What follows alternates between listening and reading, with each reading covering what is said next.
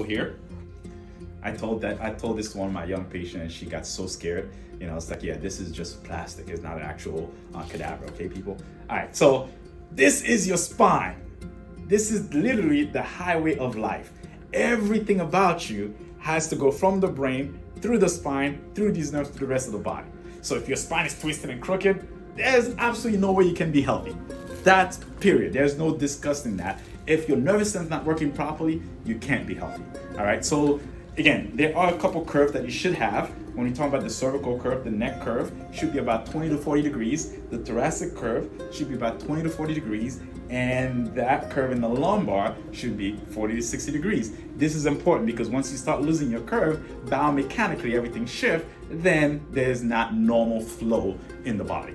Now, when we talk about upper cervical and nuca, this is kind of what I'm talking about. Brain sits right here. The brain exits the skull and become your spinal cord. And right over here, between the skull and the atlas, that's where your brain stem actually sits. The brain stem is important. I've said it before. That's where all information has to be coordinated back and forth to get the rest of the body. So when you have a misalignment in the rest of the spine, it puts pressure on that nerve, affect whatever that particular nerve goes to. But a misalignment here affects the brain and actually interfere with every signal coming from the brain to the rest of the body. That can cause everything, including headaches and migraine. As a matter of fact, when this misaligned, the very first symptom that happens, guess what? Headaches. There are 10, and I'll talk about this now. There are 10 symptoms that can happen when we have a misalignment. The very first 10 that can happen typically are headaches, nervousness, insomnia, cold, high blood pressure, nervous breakdown, amnesia, chronic tiredness, and dizziness, and migraines.